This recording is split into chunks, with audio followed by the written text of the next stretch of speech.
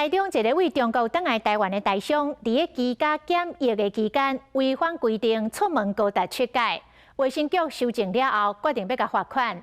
市长罗秀燕讲，这个大商恶性重大，依照着规定，至少罚50万。 一定会重罚。台中市长针对大商违反规定出外讲出重话，可以说是恶行重大，因为他不是偶尔外出，他是一而再、再而三哈。